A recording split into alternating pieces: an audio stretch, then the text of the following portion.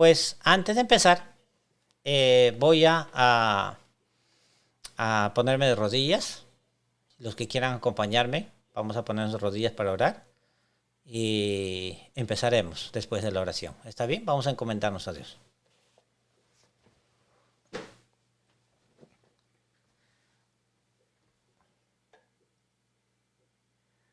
Amante Padre, que estás en las alturas de los cielos. Señor, estamos aquí ante tu presencia. Y vamos a abrir tu palabra, Señor. Pero pedimos, Señor, la presencia de tu Espíritu Santo. No somos dignos, Señor, de presentarnos ante ti. Yo no soy digno tampoco, Señor. Soy como un clavo en la pared, un clavo oxidado. Pero en ese clavo, Señor, cuelga la fotografía, el retrato de Cristo. Que sea Cristo quien se muestre en esta noche, Señor, en este tema. Que todos podamos ver a Cristo, que podamos ver tu carácter, amante Padre. Y podamos aprender de esa obra maravillosa que tú tienes que hacer en nuestras vidas, la perfección de nuestro carácter. Gracias, Señor, por todos mis hermanos que están conectados, por los que van a ver este tema quizás en forma grabada, y por el tema que vamos a desarrollar esta noche, Señor. Toca nuestros corazones. Tu palabra dice, venid y razonemos juntos. Señor, tú nos invitas a razonar. Abriremos tu palabra en esta noche y el espíritu de profecía también. Señor, nos entregamos a ti. Todo esto, por favor, te lo pedimos en nombre de Cristo Jesús. Amén. Ok. Listo, mis hermanos, ahora sí. A partir de ahora, pueden apagar sus cámaras, pueden apagar sus micrófonos. Espero que me estén viendo bien. ¿Sí? Me están viendo bien allí, así que sí, empezaremos. Bueno, el tema de esta noche, perfección del carácter. Ok, vamos a ver, mis hermanos, a ver. Esta noche vamos a estar viendo juntos lo que la Biblia dice. Escúchame bien, sobre lo que la Biblia dice. Sobre qué cosa es la perfección del carácter. Es un tema que para muchos es un poquito complicado de entender. ¿Y qué es realmente lo que significa perfección de carácter? ¿Cómo una persona pecadora como yo puede llegar a ser perfecta antes de que Cristo venga? Vamos a ver este estudio juntos, mis hermanos. Y vamos a verlo a través de la luz de la Biblia y del espíritu de profecía. Ahora empezaremos mirando entonces con nuestro primer texto. El primer texto de esta noche nos dice lo siguiente, ¿no es cierto? Cuando Él venga, miren lo que dice allí. Voy a leer Testimonios para la Iglesia. Tomo 2, página 318.1. Dice lo siguiente. Cuando Él venga, no lo hará, ¿para qué dice? No lo hará para limpiarnos de nuestros pecados. Ojo, quiero que vean claramente estas palabras claves. Cuando Él venga, ¿están viendo allí? No lo hará para limpiarnos de nuestros pecados, quitarnos los defectos de carácter o curarnos de las flaquezas de nuestro temperamento y disposición. Miren, si es que se ha realizado en nosotros esta obra, se hará, miren lo que dice, si es que se ha realizado en nosotros esta obra, se hará antes de aquel tiempo. ¿De qué tiempo? Antes de que Cristo venga. ¿Ok? Cuando venga el Señor, los que son santos seguirán siendo santos. Los que han conservado su cuerpo y espíritu en pureza, santificación y honra, recibirán el toque final de la inmortalidad. Qué interesante texto. Aquí hay muchas cosas que podemos sacar. Dice, cuando Él venga, no lo hará para limpiarlos de nuestros pecados. Muchos dicen que cuando Cristo venga, recién nuestros pecados serán limpiados. Cuando Cristo venga, recién nuestro carácter será cambiado. ¿Qué dice el Espíritu de Profecía allí? Cuando Él venga, no lo hará para limpiar nuestros pecados, ni siquiera para quitar los defectos de carácter o curar las flaquezas de nuestro temperamento y disposición. Si es que se ha realizado en nosotros esta obra, se hará antes de aquel tiempo. vamos con el siguiente. El siguiente texto del Espíritu de Profecía. Miren. Pero los que son injustos, sigo leyendo en Testimonios para la Iglesia, tomo 2, página 318, párrafo 1. Dice, pero los que son injustos, inmundos y no santificados, permanecerán así para siempre. No se hará en su favor ninguna obra que elimine sus defectos y les dé un carácter santo. ¿Estamos viendo claramente lo que dice la sierva del Señor? No se hará en su favor ninguna obra que elimine sus defectos y les dé un carácter santo. El refinador no se sentará entonces para proseguir su obra de refinación y quitar sus pecados y su corrupción. Todo esto, miren, lo puse con letras ahí negritas. Todo esto debe hacerse en las horas del tiempo de gracia. ¿En qué tiempo estamos nosotros hoy en día? En el tiempo de gracia, ¿verdad? El tiempo que tú y yo estamos viviendo se llama tiempo de gracia. Sabemos que un día, y sabemos que es muy cercano, el tiempo de gracia se va a terminar. Y miren, ahí voy a repetir lo que dice las letras negritas. Todo esto debe hacerse en las horas del tiempo de gracia. Esta reformación del carácter debe ser en el tiempo de gracia. Ahora es cuando debe realizarse esta obra en nosotros. Interesante. Vemos aquí con estos dos textos que acabamos de leer en el Espíritu de Profecía, que la perfección del carácter que el pueblo de Dios necesita, ¿cuándo debe ser terminada? Antes de que Cristo venga. ¿Se quedó claro eso? Debemos tener el carácter de nuestro Salvador antes de que Cristo venga, antes de entrar al cielo. Y quiero hacer una pregunta en esta noche. ¿Cuáles son algunas, miren aquí, cuáles son algunos malentendidos con respecto a la perfección del carácter? Y hago esta pregunta porque yo sé que hay muchos males entendidos respecto a la perfección del carácter. Así que la pregunta de esta noche, vamos a empezar con esta primera pregunta. ¿Cuáles son algunos malentendidos con respecto a la perfección del carácter? Porque es un tema tan discutido, porque hay muchas dudas. Vamos a ver cuáles son algunas de esos malentendidos. Empecemos con el primero. El primero. Miren lo que está aquí en Juan 15:5. Antes de leer el texto, vamos a ver el primer error. Respecto a un malentendido respecto a la perfección del carácter. Error número 1. Podemos vencer el pecado con nuestra propia fuerza. Mucha gente comete el error de pensar que nosotros podemos vencer el pecado con nuestra propia fuerza. Y Juan 15:5 nos dice, yo soy la vid, vosotros los pámpanos, el que permanece en mí y yo en él, éste lleva mucho fruto, porque separados de mí, nada podéis hacer. Así que el primer malentendido en la perfección del carácter es que nosotros podemos vencer el pecado con nuestra propia fuerza. Así que el primer error que mucha gente entiende sobre la perfección del carácter es que puede vencer el pecado con su propia fuerza. Vamos a ver qué nos dice Jeremías aquí 17:5. Así ha dicho Jehová, maldito el varón que confía en el hombre y pone carne por su brazo y su corazón se aparta de Jehová. ¿Podemos nosotros vencer el pecado por nuestra propia fuerza? Maldito el varón que confía en el hombre. Interesante. Vamos a ver el error número 2. El error número 2 que mucha gente comete o malentiende respecto a la perfección del carácter es no podremos vencer el pecado antes de la segunda venida de Cristo. Y yo quiero decirles que esto está muy de moda. Hoy en día he escuchado mucho dentro de nuestra iglesia inclusive que muchos dicen no podremos vencer el pecado antes de la segunda venida de Cristo. Vamos a leer lo que dice Apocalipsis 22:11. El que es injusto, sea injusto todavía. Y el que es inmundo, sea inmundo todavía. Y el que es justo, practique la justicia todavía. Y el que es santo, santifíquese todavía. Miren, el segundo error es que nosotros realmente no podremos vencer el pecado antes de la segunda venida de Cristo.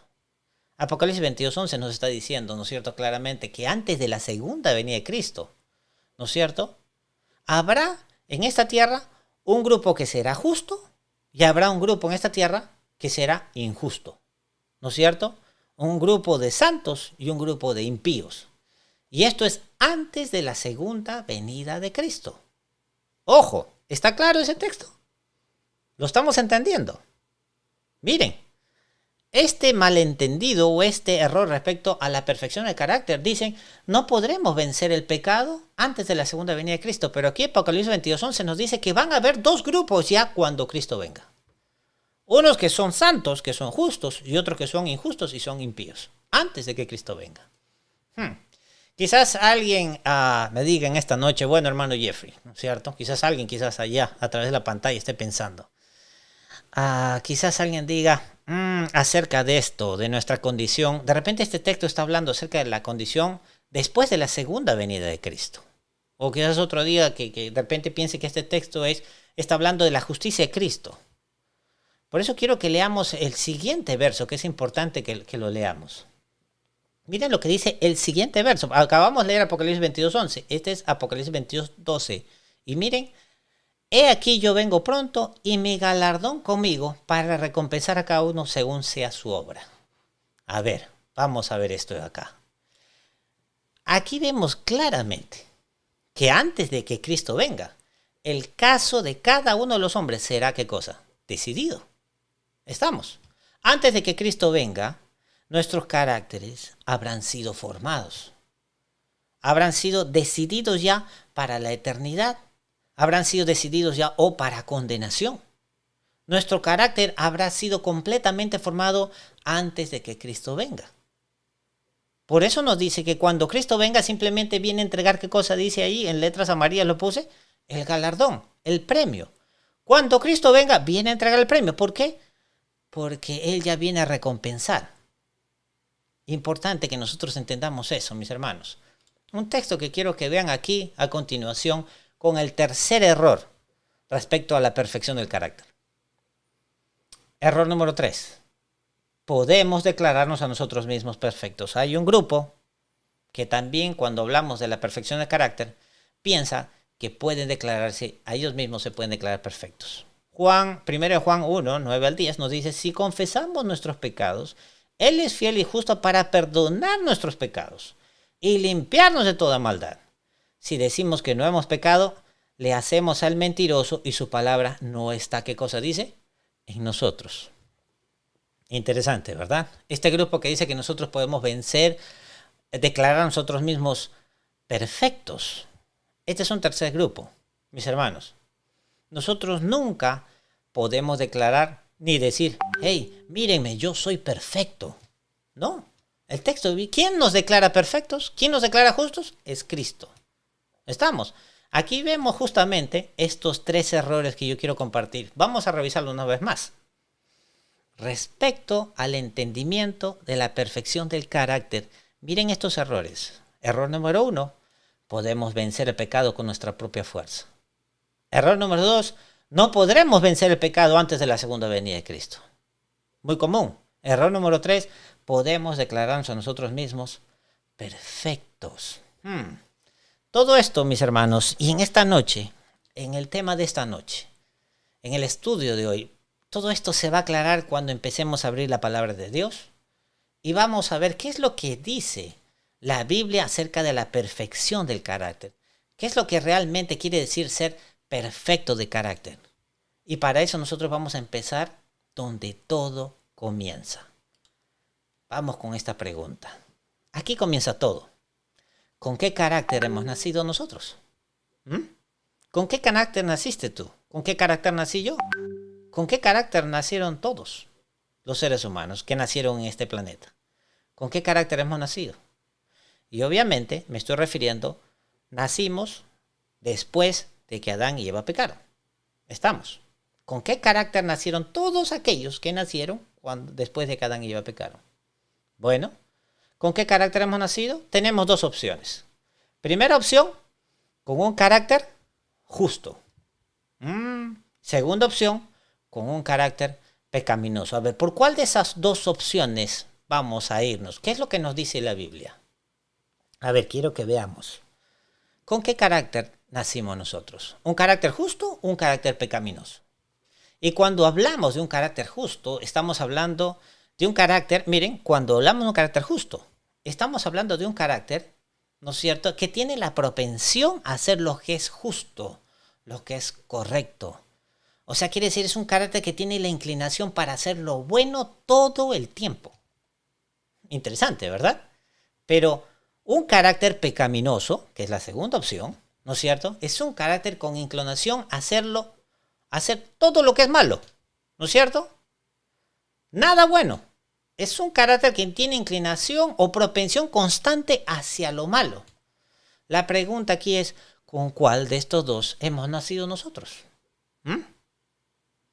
¿Con cuál de estos dos? ¿Con cuál de estos dos dice la palabra de Dios que hemos nacido? ¿Con un carácter con propensión a hacer lo bueno, a guardar los mandamientos de Dios, a hacer todo lo correcto? ¿O con un carácter que tiene una inclinación y una propensión constante a hacer lo malo, a querer alejarse de Dios? ¿Qué nos dice aquí el salmista, Salmo 51:5? Como les dije, vamos a abrir la palabra de Dios y vamos a ver textos del Espíritu de Profecía. Y aquí se responde con qué carácter hemos nacido nosotros. Salmo 51:5 nos dice el salmista, he aquí, en maldad he sido formado, ¿no es cierto?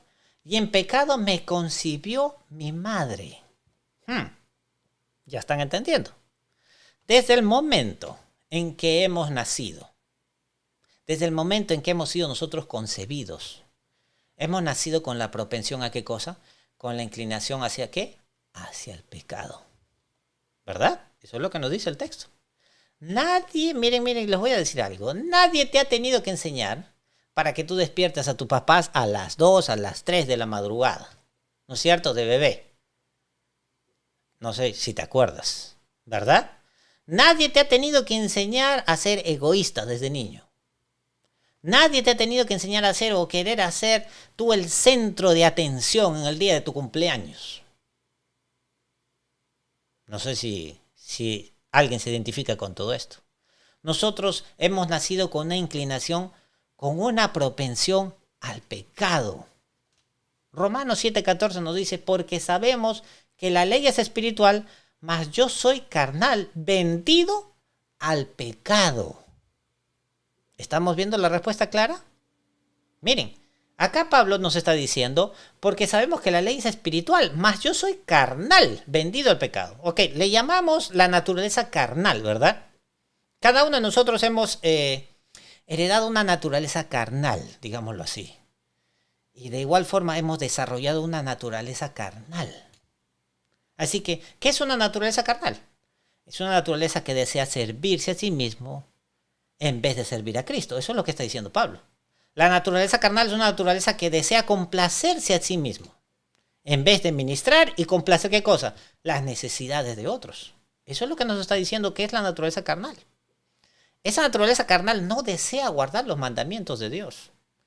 Ahora recuerden, existe la naturaleza carnal, pero también la naturaleza justa, que es la naturaleza de Cristo. Esa naturaleza espiritual, esa es la naturaleza justa, la naturaleza de Cristo. Así que en este texto nos queda claro que nosotros hemos nacido ¿con qué? Con la naturaleza carnal. ¿Se responde la pregunta que habíamos hecho? Pues miren, un texto más. Romanos 3:23. Por cuanto todos pecaron y están destituidos, ¿qué cosa dice allí? De la gloria de Dios. Espero que estén tomando nota sobre estos textos. Miren, Pablo en Romanos 3:23 nos dice, por cuanto todos pecaron y están destituidos de la gloria de Dios. El hecho de que todos nosotros hemos pecado es una prueba contundente de que hemos nacido con la naturaleza carnal, con la inclinación y la propensión al pecado. Bueno, Santiago 2:10, ¿qué nos dice? Porque cualquiera que guardare toda la ley, pero ofendiere en un punto, se hace culpables de todo. ¿No es cierto? Y nosotros todos hemos quebrantado la ley. Así que quiero que veamos este último texto, Romanos 3:19.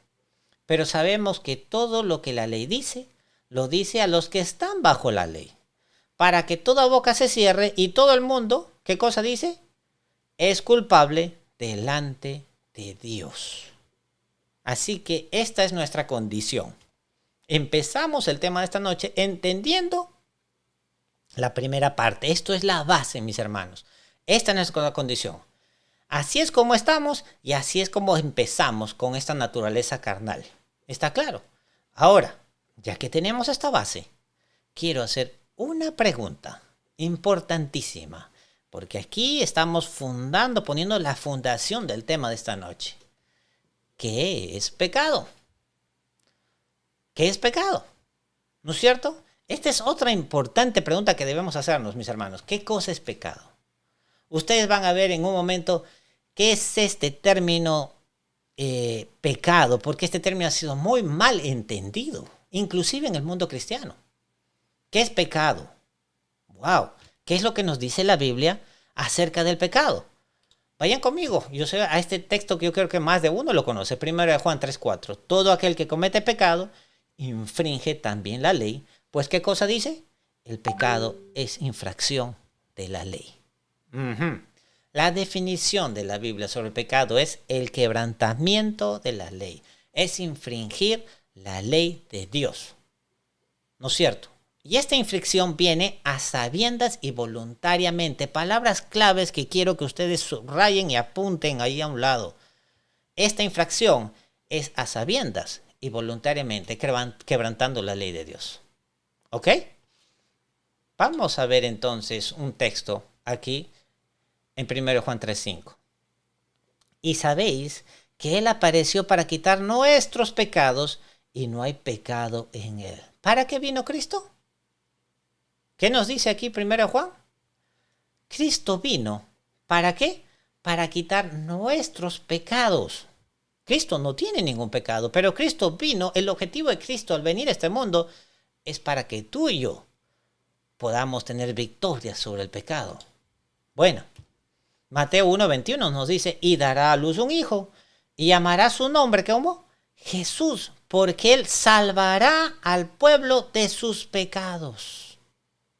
Otras versiones dicen, salvará al mundo de sus pecados. Cuando Cristo vino a esta tierra, mis hermanos, Cristo vino para que nosotros podamos tener victoria sobre el pecado. ¿Cuántos dicen amén allí? Amén. Mis hermanos, el hecho de decir que yo nací de una forma y así voy a tener que permanecer sabiendo que eso va en contra de la ley de Dios, eso es simplemente una bofetada a lo que Cristo vino a hacer a este mundo. El hecho de decir yo soy mentiroso y así voy a quedarme porque ¿saben qué? No se puede. Voy a seguir mintiendo hasta que Cristo venga. Eso es una bofetada al Evangelio. El hecho de decir que yo soy chismoso o el hecho de decir no puedo, no se puede. Mis hermanos, si Cristo no vino para quitar tu pecado, si Cristo no vino para quitar mi pecado, entonces ¿para qué vino? La Biblia dice bien claro, porque Él salvará al pueblo de pecado. Él nos va y nos puede quitar el pecado. Por eso nosotros cantamos, hay poder, sí, sin igual poder en Jesús, ¿no es cierto? ¿No es cierto? En la sangre de Cristo hay poder. Pero ojo, hay poder en la sangre de Cristo no solo para limpiarte tus pecados. Claro que sí, si caemos en pecado, amén, el Señor puede limpiarnos de pecado. Pero la sangre de Cristo es importantísima, más importante para sostenernos de no caer en pecado. Allí está el texto lo que dice, Él nos puede salvar del pecado. Miren, es posible entonces la perfección del carácter. Se les está aclarando un poquito más este concepto bíblico. ¿Es posible entonces la perfección del carácter? A través de la gracia de Cristo, mis hermanos, sí es posible. Cristo fue sacrificado para que puedan ser limpiados mis pecados. Cristo vivió una vida perfecta para poder lidiar con nuestros pecados. De hecho, Cristo vino a este mundo para lidiar con los pecados de la humanidad. Eso es lo que nos dice la palabra de Dios. ¿Y qué es pecado? Pues lo leímos, ¿verdad? Pecado, ¿qué cosa? Es quebrantar la ley de Dios. Miren, el propósito de Cristo, el objetivo principal de Cristo es restaurar a la humanidad para que sea, ¿qué cosa? Justa, mediante su justicia. para restaurarnos, para que nosotros nuevamente podamos guardar la ley de Dios. ¿Es posible entonces la perfección del carácter antes de la segunda venida de Cristo? A través de la gracia de Cristo, sí es posible. Y yo digo amén por eso. Tengo una pregunta en esta noche. Es lo mismo. Y aquí vamos a entrar a aguas un poquito más profundas. Porque este es otro problemita en el pueblo cristiano. Es lo mismo error que pecado. ¿Qué dicen ustedes? Quiero que veamos esto aquí. Aquí hay una confusión en estos dos términos, error y pecado. A ver, ¿puedo yo estar equivocado? Miren, ¿puedo yo estar equivocado? Y al yo estar equivocado, ¿es eso pecado? ¿Se considera pecado? ¿Puedo estar yo en un error? Y yo no lo sé, ¿no es cierto? Estoy en un error y yo no lo sé. ¿Y ese error se me puede considerar como pecado? ¿Es lo mismo error que pecado? Este es un punto muy importante que todos debemos entender y tener claro, mis hermanos. Vamos a ver lo que nos dice Santiago. Santiago 4:17. Y al que sabe, ¿qué dice? Y al que sabe hacer lo bueno y no lo hace, le es pecado. Lo voy a leer nuevamente. Al que sabe hacer lo bueno y no lo hace, le es pecado. A ver, vamos a ver acá, hermano Jeffrey. A ver, vamos a ver, mis hermanos, cómo entendemos esto. El pecado, mis hermanos, no está presente cuando el conocimiento... Miren, les voy a repetir. El pecado no está presente cuando el conocimiento y la luz están ausentes. Repito, el pecado no está presente cuando el conocimiento y la luz están ausentes. ¿Cómo se entiende eso? A ver, si tú no sabes que lo que estás haciendo está mal y tú estás viviendo en un error, pero tú no sabes que eso está mal, eso no va a ser contado en contra tuya. Repito, vamos a leer nuevamente el texto. Y al que sabe hacer lo bueno y no lo hace, le es pecado. Si tú no sabes que lo que estás haciendo está mal, eso no es contado en contra tuya. Quiero que piensen aquí, de aquí en adelante, quiero que empiecen a pensar en el carácter de nuestro Padre, en el carácter de Cristo. Y empecemos a limpiar ese mal carácter que Satanás nos ha tratado de contar. Mis hermanos, Dios no va a hacernos responsables, no va a ser responsable a aquellos que han vivido toda su vida un error, pero que no entendían que estaban en error. No sé si me dejo entender. No es que el error de nuestras vidas cause que nosotros cometamos pecado. No. Es cuando la luz viene a nuestras vidas. Cuando la verdad es presentada en nuestras vidas y nosotros rechazamos la verdad. Eso se convierte en pecado. Por eso nosotros sabemos en Juan 3:19, ¿no es cierto? Y esta es la condenación, que la luz vino a este mundo, pero los hombres amaron, ¿qué cosa? Más las tinieblas que la luz. O sea, se les presentó. Dice, así es como el hombre se condena. Eso es lo que está diciendo Juan. ¿No es cierto? Así es como los hombres se condenan. Ni siquiera Dios nos condena. Así es como el hombre se condena. Esta es la condenación. Cuando viene la luz, pero el hombre dice, tiene la luz y las tinieblas, pero se va para las tinieblas. Y rechaza la luz. ¿Estamos claros en eso? Eso se convierte en pecado. Cuando nosotros rechazamos la verdad. Eso es lo que nos está diciendo Santiago 4:17, el texto que estamos leyendo. Si nosotros sabemos hacer lo bueno y no lo hacemos, entonces eso es pecado. Pero hasta que la luz llegue, hasta que el conocimiento llegue, no puede ser llamado pecado. Veamos un texto del Espíritu de Profecías. Miren lo que nos dice. Testimonios para la Iglesia, tomo 21, página 112, párrafo 1. El ángel dijo... Acá la sierva del Señor recibe la visión por parte de un ángel y le muestra a ella esto. Miren lo que le dice. El ángel dijo, si se recibe luz, y esa luz se pone de lado o se rechaza, entonces viene la condenación y el desagrado de Dios. Y ahora miren lo que dice a continuación. Pero antes de que se reciba la luz, no hay pecado. porque no hay luz que ellos puedan rechazar. La pregunta era, ¿es lo mismo error que pecado? ¿Se está entendiendo? Miren, por eso ahora pueden ver que la marca de la bestia es la obligatoriedad de la ley dominical, ¿verdad? Todos conocemos eso. Cuando ese día falso, ese día de reposo falso, se imponga, cuando la gente se dé cuenta completamente del asunto, de lo que dice la ley de Dios, de lo que dice el Señor respecto a su día verdadero reposo, el sábado, ¿no es cierto? Cuando la gente mire sobre esto que se está tratando de poner un día falso, un día de adoración falso, que es el domingo. Y cuando toda su decisión, o sea, cuando el razonamiento de estas personas, después de haber visto la ley de Dios, porque la palabra de Dios nos dice que el mensaje de los tres ángeles será predicado a toda nación, tribu, lengua y pueblo. Sabemos nosotros que la Biblia dice que así como abundó el pecado, sobreabundará la gracia. Apocalipsis 18 nos habla de que una gran luz, un ángel iluminó toda la tierra. Mis hermanos, la palabra es de Dios. Va a llegar a toda nación, tribu, lengua y pueblo y todos tendrán la verdad para tomar una decisión. Qué importante es esto, ¿verdad? Mis hermanos, después de que hayan visto ellos la verdad, después de haber conocido la verdad, deberán tomar una decisión de guardar el día domingo y si lo hacen así, recibirán la marca de la bestia. Y esta será puesta sobre aquellos después de haber tenido la luz. No sé si me dejo entender. Hasta ese entonces, mis hermanos, hasta que eso no suceda, aquellos que están guardando el domingo y que no han entendido completamente la palabra de Dios, han sido llevados o serán llevados por el Espíritu Santo a un punto de la decisión. El Espíritu Santo está trabajando en el corazón de las personas.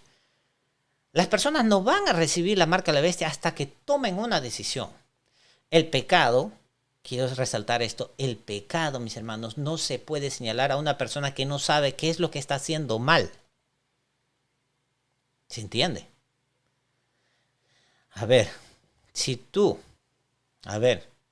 Tú puedes ser solamente culpable por lo que tú sabes o por lo que tú podrías haber sabido. Es eso lo que leímos hace un ratito, ¿verdad? En Santiago 4:17. Al que sabe hacer lo bueno y no lo hace, le es pecado. Así que con esto en mente, yo quiero que en este momento nos concentremos. Con esto en mente necesitamos movernos a la siguiente pregunta. Y esta pregunta, como les dije, vamos a poner los pies cada vez más profundo en el agua. Y es importante que hayamos estado entendiendo la primera base, ¿verdad? Entonces, ¿qué es perfección del carácter? Del tema de esta noche. Recuerden, pecado es solo lo que nosotros sabemos. ¿Ok? El ir en contra de la luz que nosotros sabemos, eso se considera pecado. Pero la pregunta es, ¿qué es perfección del carácter entonces? Vamos a ver aquí un resumen que tengo. ¿Qué es perfección entonces? Perfección, punto número 1, perfección no quiere decir sin error. Espero que todos estemos aclarando estos conceptos importantísimos, mis hermanos. Perfección no quiere decir sin error. Lo acabamos de estudiar. Perfección quiere decir sin rebelión o pecado. Interesante. Perfección quiere decir sin rebelión o pecado. Rebelión en contra de la luz es pecado. De acuerdo a la Biblia y al espíritu de profecía, tú puedes estar en error, pero no estar en rebelión o en pecado. Interesante. Está quedando claro. Es el rechazo. ¿Qué es perfección? Es el rechazo de la verdad. No la creencia de una mentira lo que empaña nuestro carácter y nos incapacita para el cielo. Voy a repetir eso de allí. ¿Qué es perfección? Es el rechazo de la verdad. No la creencia de una mentira lo que empaña nuestro carácter y nos incapacita para el cielo. Miren, tenemos allí al Edén, tenemos allí a la primera pareja, pero Adán y Eva perdieron el Edén porque no creyeron la palabra de Dios. Quizás para algunos de repente esto es nuevo. Adán y Eva no fueron engañados, mis hermanos, como a muchos se les ha dicho. Adán y Eva no creyeron una mentira. Eso no es lo que dice la Biblia, ni es lo que dice el Espíritu de Profecía. Sino porque ellos escogieron voluntariamente. Es lo que nosotros escogemos, ¿no es cierto? Es lo que nosotros escogemos, es lo que va a determinar nuestro destino. Adán y Eva escogieron voluntariamente no creerle a Dios.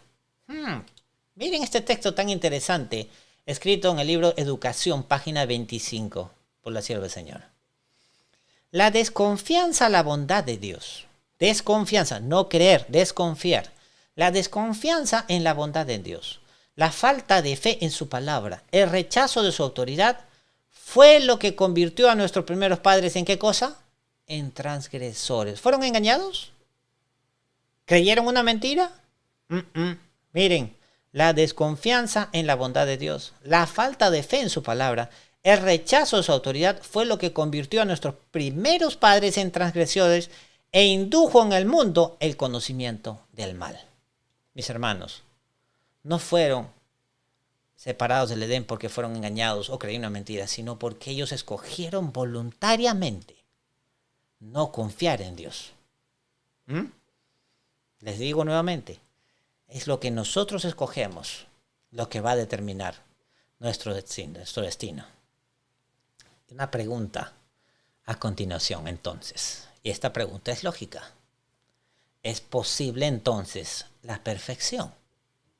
De acuerdo a todo lo que hemos estado estudiando hasta ahora, ¿es posible entonces la perfección? ¿Qué nos dice el libro de Mateo 5:48? Capítulo 5, verso 48. Miren, en respuesta a esta pregunta, ¿es posible la perfección? Cristo dijo, sed pues qué cosa vosotros perfectos, como vuestro Padre que está en los cielos es perfecto. ¡Wow!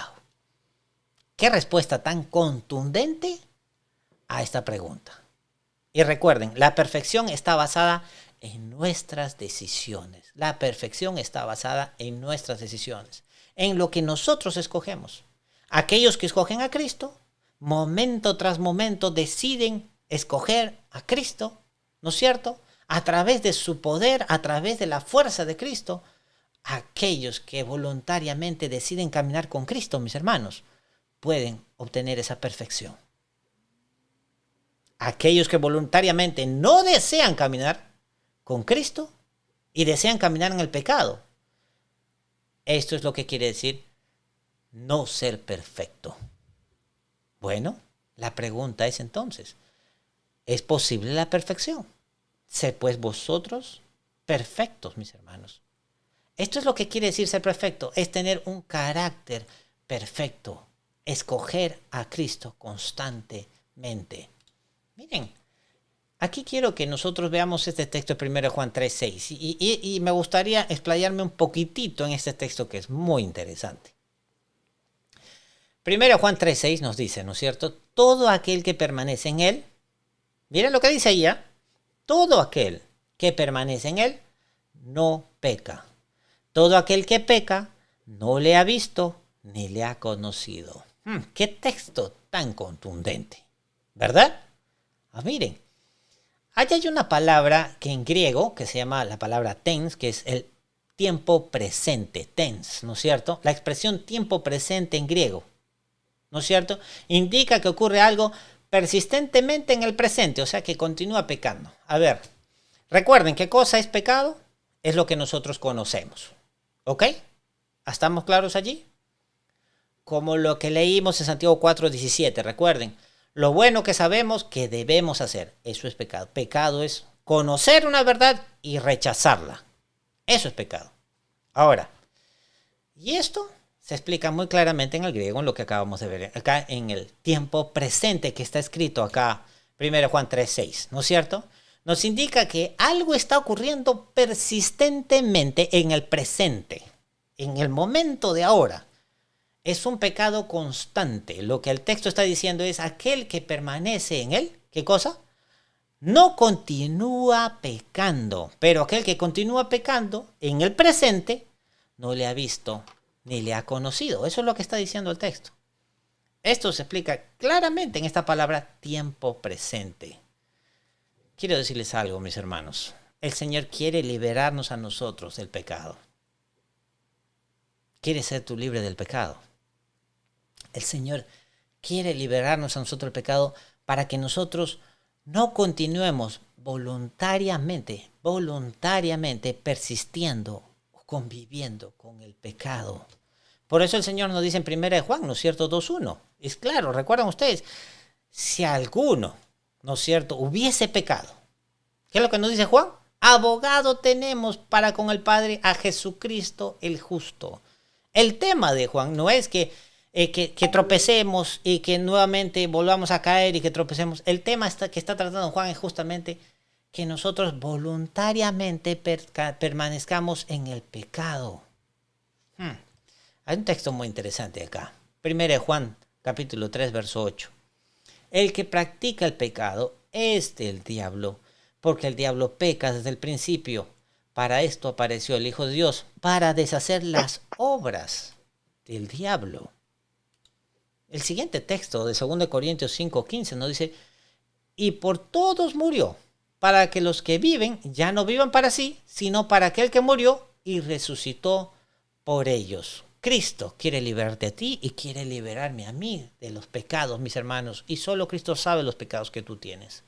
Solo Cristo sabe los pecados con los que yo también estoy lidiando. Pero quiero decirte, la palabra de Dios es clara. Cristo vino para liberarte del pecado. Para liberarte de la paga del pecado, que es la muerte eterna.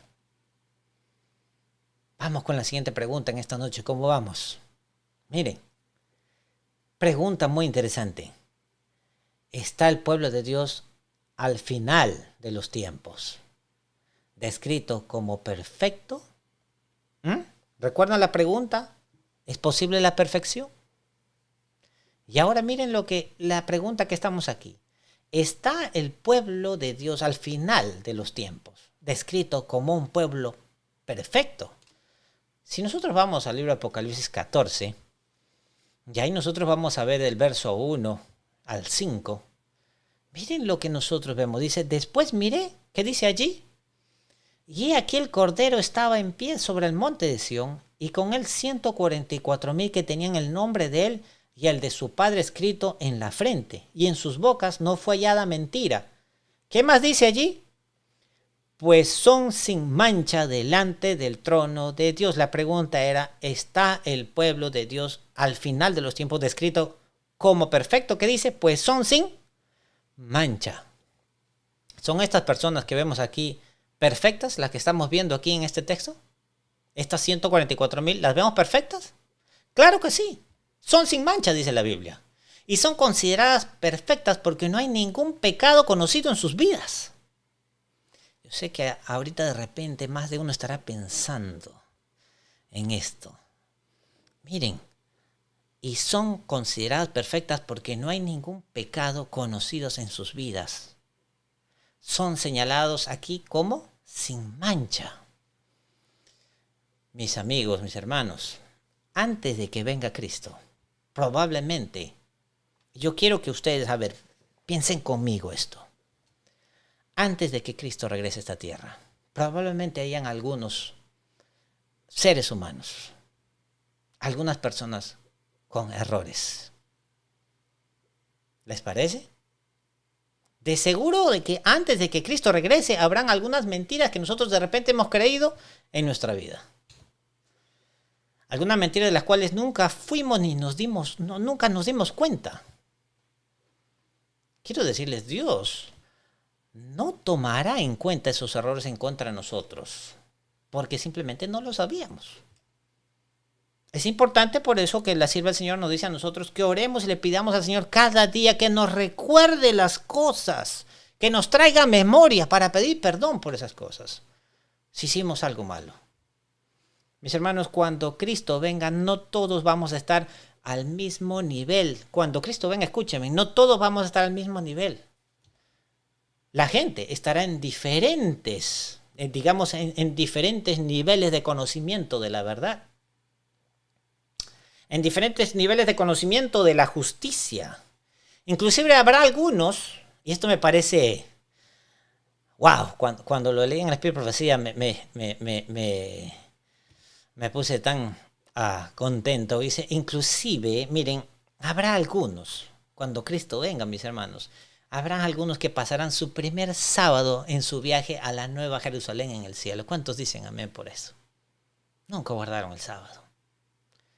Pero fueron honestos, fueron sinceros con la verdad que ellos conocieron. Habrán algunos quizás que nunca asistieron a una iglesia. Quizás habrán algunos que quizás tenían algún conocimiento limitado sobre la justicia de Cristo. Pero ellos estarán allí. ¿Por qué? Porque entregaron su vida a Cristo, mis hermanos. Y yo digo amén por eso. Miren este texto que la sierva del Señor escribió en Testimonio para la Iglesia, tomo 5, página 201, párrafo 1. El sello de Dios no será nunca puesto en la frente de un hombre o una mujer que sean impuros. Les pregunto, ¿cuándo es el sello de Dios? ¿Cuándo es el sellamiento? ¿Antes del fin del tiempo de la gracia o después del fin del tiempo de la gracia? Obvio, es antes del fin del tiempo de la gracia, ¿verdad? El sellamiento empieza antes del fin del tiempo de la gracia, porque cuando termina el tiempo de la gracia ya no hay más sellamiento. Y mira lo que dice ella. El sello de Dios no será nunca puesto en la frente de un hombre o una mujer que sean impuros. Todos los que reciban el sello deberán estar sin mancha delante de Dios. Otro texto, Testimonio para la Iglesia, tomo 5, página 441, párrafo 2. La venida de Cristo no produce cambio alguno en nuestro carácter, tan solo lo fija para siempre. Algunos dicen, cuando venga Cristo, Él me va a cambiar el carácter. ¿Qué dice allí? La venida de Cristo no produce cambio alguno en nuestro carácter, tan solo lo fija para siempre. El Hogar Cristiano, página 12, párrafo 3. Nuestra vida diaria determina ¿qué cosa? Nuestro destino. Y por último tenemos aquí otro texto del Hogar Cristiano, página 12.3, párrafo 3. Los pecados que no hayan inspirado arrepentimiento, que no hayan sido abandonados, no serán perdonados ni borrados de los libros de memoria, sino que permanecerán como testimonio contra el pecador en el día de Dios. Puede el pecador haber cometido sus malas acciones a la luz del día o en la oscuridad de la noche, pero eran conocidas y manifestadas para aquel a quien tenemos que dar cuenta. Pregunta siguiente para esta noche, mis hermanos, en este tema tan importante. ¿Cuál es la diferencia entonces entre la justicia imputada y la justicia impartida? Recuerden el tema de esta noche, el carácter, la perfección del carácter para los últimos días del pueblo de Dios. Mis hermanos, entender este punto es importantísimo. ¿Cuál es la diferencia entre la justicia imputada y la justicia impartida? Cristo quiere darte una vida justa, mis hermanos. Mi amigo que me estás viendo. Hay dos tipos de justicias que Cristo quiere darte. Miren, dos tipos de justicias. La primera es la justicia imputada. La segunda es la justicia impartida. ¿Qué es la justicia imputada? Y eso es lo que quiero que veamos acá en el texto de Mateo 3, 14, 15. Miren. Mas Juan se le oponía diciendo, yo necesito ser bautizado por ti y tú vienes a mí. Voy a hacer una pausa allí. Mas Juan se le oponía diciendo, miren, esto sucedió cuando Jesús fue a ser bautizado, ¿verdad? Juan estaba bautizando en Juan 1:29, ¿no es cierto? Y después vio a Jesús venir y dijo, aquí el Cordero de Dios que quita el pecado del mundo. Y entonces Juan mira a Cristo, ¿no es cierto? Cristo va a Juan para ser bautizado, ¿no es cierto? Y mire, Juan dice, se le oponía diciendo, yo necesito ser bautizado por ti y tú vienes a mí. A ver, antes de llegar a esa parte quiero preguntarles, ¿por qué una persona debería ser bautizada? ¿Se han puesto a pensar ustedes? Oh, dice la palabra de Dios. Sí, amén. Porque una persona que se está bautizando está entregando su vida a Cristo, ¿verdad? Esa persona se ha arrepentido de sus pecados. Esa persona está pidiendo perdón por sus pecados. Pero esperen un momento. A ver, vamos a razonar este texto. ¿Cristo fue sin pecado? Claro, Cristo no pecó. A ver, si Cristo no pecó, entonces ¿por qué Cristo debía ser bautizado? ¿No les parece una pregunta lógica? Mis hermanos, obviamente justamente por eso Juan se le estaba oponiendo y le estaba diciendo a Cristo, tú no necesitas ser bautizado. Tú no tienes de qué arrepentirte. Eso es lo que le estaba diciendo Juan a Cristo. Yo sí necesito arrepentimiento. Yo necesito tu perdón. Eso es lo que le estaba diciendo Juan a Cristo. Yo necesito ser bautizado por ti. Yo soy el pecador, dijo Juan. Y miren cómo Cristo le respondió aquí. Pero Jesús le respondió, deja ahora, porque así conviene que cumplamos toda justicia.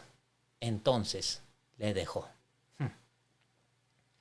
Mis amigos, a ver, ¿cuánto fue que Cristo cumplió toda justicia? Porque eso dice, deja ahora porque así conviene que cumplamos toda justicia. Jesús necesitaba cumplir justicia por él porque él era justo.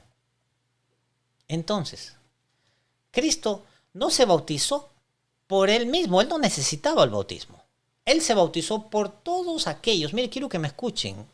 Esta parte es muy importante que entendamos. Cristo se bautizó por todos aquellos que no pudieron ser bautizados, mis hermanos. ¿Cómo es eso, hermano Jeffrey? A ver, dígame. Piensen por un momento en el ladrón en la cruz. A ver, vayan conmigo y pensemos en estos últimos momentos. El ladrón en la cruz. Está allí colgado en la cruz y está Cristo ahí en medio. Y el ladrón le dice a Cristo que está en la cruz, ¿no es cierto? También, acuérdate de mí cuando vengas en tu reino. Cristo lo mira. ¿Y qué le dice? Yo me acordaré de ti cuando venga en mi reino. Este día te digo, tú estarás conmigo en el paraíso. Amén. Pregunta para todos en esta noche. ¿Alguna vez fue bautizado el ladrón? Si el ladrón hubiera tenido la posibilidad de bajarse de la cruz, estoy seguro que hubiera pedido con gran gozo su bautismo. Pero no lo pudo hacer, ¿verdad? La Biblia nos dice, mis hermanos, que el bautismo es un paso necesario para entregarnos a Cristo. Pero el ladrón no pudo ser bautizado. ¿Se entiende? Les pregunto entonces, ¿cumplió Cristo toda justicia allí? Amén. Lo que el ladrón no pudo hacer, quizás porque no sabía o porque físicamente no pudo hacerlo en ese momento, Cristo lo hizo por él. Cuando cumplió, como dice el texto, toda justicia. Cristo hizo todo lo que el ladrón no pudo hacer o no tuvo tiempo para hacer. Yo digo, gloria a Dios por eso. Miren, Cristo llenó ese abismo que le separa al hombre del cielo. ¿Cuántos dicen amén? ¿Cuántos dicen amén por eso? Mis hermanos, lo que el ladrón no pudo hacer porque no sabía o porque físicamente no pudo hacerlo en ese momento, Cristo lo hizo por él cuando cumplió, dice el texto, toda justicia. Cristo hizo todo lo que el ladrón no pudo hacer, o porque todo lo que no tuvo tiempo de hacer, Cristo llenó ese abismo, cubrió ese abismo que separa al hombre del cielo, de la tierra. Mis hermanos, pero quiero decirles algo, pero todo lo que el ladrón pudo hacer, lo hizo. ¿Verdad? No hubo nada que el ladrón pudo haber hecho y que dejó sin hacer. Por eso dijo, acuérdate de mí cuando vengas en tu reino. Gloria a Dios, mis hermanos. Esa es la justicia imputada. 2 Corintios 5:21 nos dice, al que no conoció pecado, por nosotros lo hizo pecado para que nosotros fuésemos hechos justicia de Dios en él. Justicia imputada. A ver, mis hermanos, la justicia imputada es la justicia que Cristo nos ofrece a nosotros, que completa todo lo que a nosotros nos falte. ¿Se entiende? La justicia imputada es la perfecta justicia que nosotros no tenemos, pero que nosotros necesitamos. Y Cristo nos la ofrece a nosotros gratuitamente. Así que en el momento, quiero que se concentren en esto. En el momento en que tú aceptas a Cristo, inclusive antes de que tú hayas hecho algo, nada, absolutamente. En el momento en que tú aceptas a Cristo, ¿cómo te considera el Señor? Te considera justo delante de Él. Esa es la justicia imputada. Un texto más, Romanos 4:5. Mas al que no obra, si no cree en aquel que justifica al impío, su fe le es contada por justicia. Al que no obra, sino su fe. Miren, esta es la justicia imputada, la justicia de Cristo dada a nosotros ahora. Esa es la justicia que el Señor nos da. Sucede en un instante. En un solo instante. Lo único que necesitas es aceptar a Cristo como tu Salvador personal. Y el Señor te da su justicia imputada. Pero ahora vamos a ver la justicia impartida. Miren, Isaías 1:18 nos dice: venid luego, dice Jehová, y estemos a cuenta. Si vuestros pecados fueren como la grana, como la nieve serán emblanquecidos. Si fueren rojos como el carmesí, vendrán a ser como blanca lana. Justicia impartida. Cristo está tomando aquí nuestro carácter carnal, lo que habíamos visto, ¿recuerdan? Nuestro carácter injusto. Digámoslo así, ¿no es cierto? Y así, ¿y qué cosa está haciendo ahí en Isaías 1:18? Y lo está lavando, y lo está limpiando a través de su poder y a través de su justicia impartida. Miren, acá hay un texto en 1 Juan 1:9. Si confesamos nuestros pecados, Él es fiel y justo para perdonar nuestros pecados y limpiarnos de toda maldad. Justicia impartida. Esto es justicia impartida. Justicia imputada, vamos a aclarar, justicia imputada es cuando Cristo nos da su justicia, su vida perfecta como un regalo. Nosotros somos justificados delante de Dios. Eso es justicia imputada. Es como si nunca hubiéramos pecado nosotros, ¿verdad? Pero la justicia impartida, eso es santificación. Es un proceso, es limpieza, es un lavamiento constante a través de la permanencia en Cristo. Miren, Judas, el libro de Judas en el capítulo 1, el verso 24, tiene algo muy interesante que mostrarnos respecto a estos dos conceptos, imputado e impartido. Miren lo que dice allí en el libro de Judas. ¿Ok? Y aquel que es poderoso para guardarnos sin caída y presentarnos sin mancha delante de su gloria con gran alegría. Justicia impartida y justicia imputada. Justicia impartida, santificación. Justicia imputada, justificación. Aquí podemos ver justamente, miren en este texto, justicia impartida y justicia imputada en este texto. Y espero que ustedes me estén siguiendo aquí y estén tomando nota, mis hermanos. Cristo es poderoso para guardarnos sin caída. ¿Ok? Eso es justicia impartida. ¿Verdad? Él nos puede guardar sin caer. Es poderoso para guardarnos sin caer. Esa justicia impartida. Eso es santificación. Y el texto continúa diciendo, también es poderoso ¿para qué? Para presentarnos sin mancha. Eso es justicia imputada. Eso es justificación. Nos presenta sin mancha. Aquí podemos ver la santificación y la justificación en este texto. Mis hermanos, a ver, vamos a verlo de una forma sencilla, quizás para todos. La justicia imputada es la justificación. Sucede en un momento. En el momento en que tú aceptas a Cristo y colocas tu fe en Él, toda su justicia se coloca sobre tu nombre. Y esa justicia imputada sucede en un instante. ¿Se entiende? La justicia impartida comienza a partir de ese momento de la justicia imputada. Ajá. ¿Se entiende? La justicia impartida comienza a partir de ese momento en que tú aceptas a Cristo, recibes la justicia imputada. A partir de ese momento empieza la justicia impartida. Pero esa justicia impartida no termina. ¿Hasta cuándo? Esa justicia impartida no termina hasta que se termine el tiempo de la gracia. Es el proceso. Esta justicia imputada sucede en un instante, pero la santificación sucede durante toda una vida. Yo quiero presentarles un cuadro. Porque esta noche estamos hablando el carácter y la perfección en los últimos tiempos. Y quiero que vean aquí este cuadro conmigo. Quiero mostrarles este cuadro porque este cuadro ejemplifica lo que mucha gente piensa cuando se habla sobre la perfección. Por eso muchos dicen, no vamos a ser perfectos. Pero nosotros estamos leyendo lo que dice el Espíritu, profecía y la palabra de Dios. Así que en este cuadro vamos a tener un par de opciones. Opción número 1. Miren, en este cuadro, opción número 1, vamos a ver una vida impecable. ¿No es cierto? Mucha gente considera la opción número 1 cuando se habla sobre la perfección. Una vida, para ellos, perfección es una vida impecable. Y como pueden ver allí, perfección sin error. Y hay una barrita debajo de eso, ¿no es cierto? Esa es la valla. Aquí justamente tú puedes ver tu vida desde el nacimiento hasta tu muerte, ¿no es cierto? Lo pueden ver allí, tu vida, desde que naces hasta que mueres, ¿no es cierto?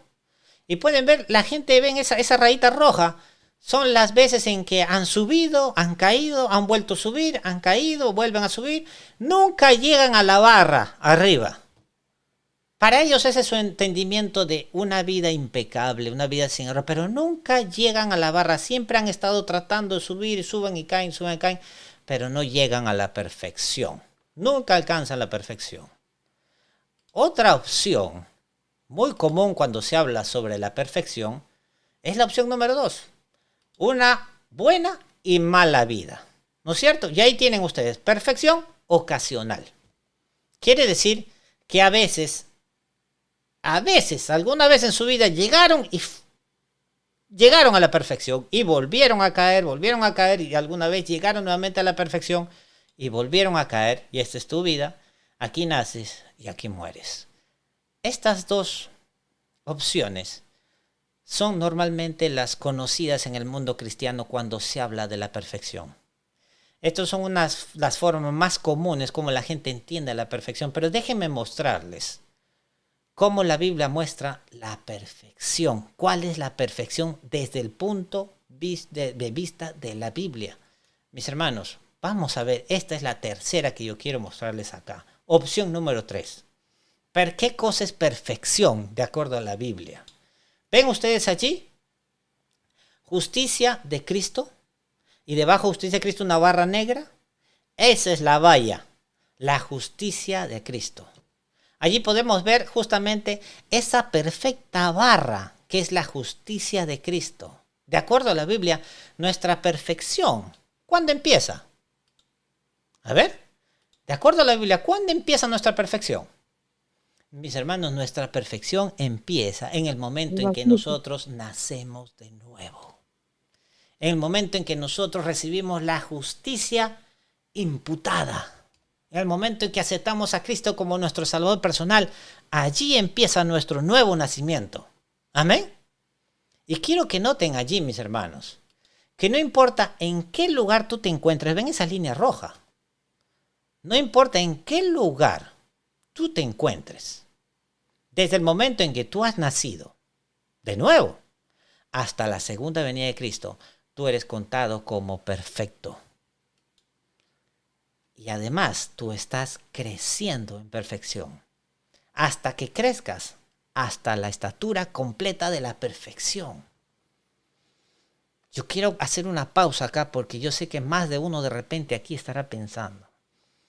Así que miren, así que no importa en qué lugar tú te encuentres, pero gracias a la justicia imputada de Cristo, o sea, gracias a su justificación, tú eres considerado perfecto ante los ojos de Dios.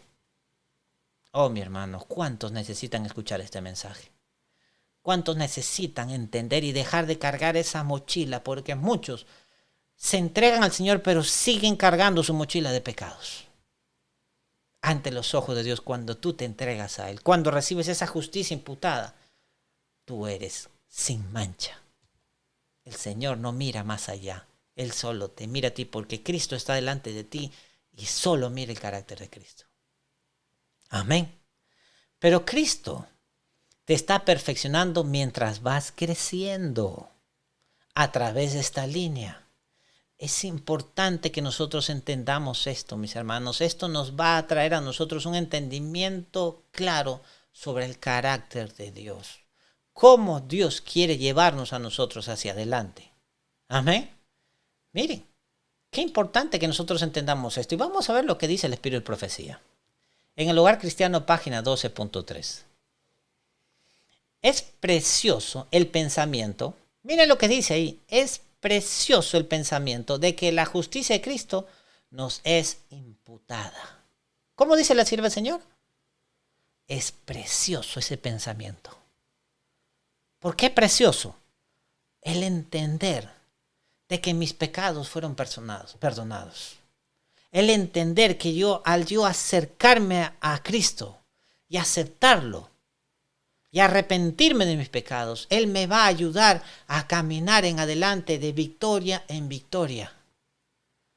Es precioso entender que tenemos un abogado intercesor en este momento, al Padre y al Hijo intercediendo por ti y por mí en este momento. Por eso la sierva del Señor utiliza esa palabra. Es precioso el pensamiento de que la justicia de Cristo nos es imputada. ¿Cómo te mira Dios a ti? ¿Cómo me mira Dios a mí? No por ningún mérito de nuestra parte, ojo, ella aclara eso, sino como don gratuito de Dios. Y miren ahora el trabajo del enemigo. El enemigo de Dios y del hombre no quiere que esta verdad sea presentada claramente, porque sabe que si la gente la recibe plenamente, habrá perdido su poder sobre ella. ¡Wow! ¡Qué hermoso! Antes de terminar en esta noche, yo creo que el tiempo nos está ganando, pero antes de terminar en esta noche, es importante que toquemos este punto. ¿Cuál es el trabajo de Cristo en este momento en el santuario celestial? Estamos hablando del carácter, la perfección al final de los tiempos. ¿Cuál es el trabajo de Cristo en este momento en el santuario celestial? Esta última parte que nosotros necesitamos cubrir antes de llegar al fin del trabajo que Cristo está haciendo, mis hermanos.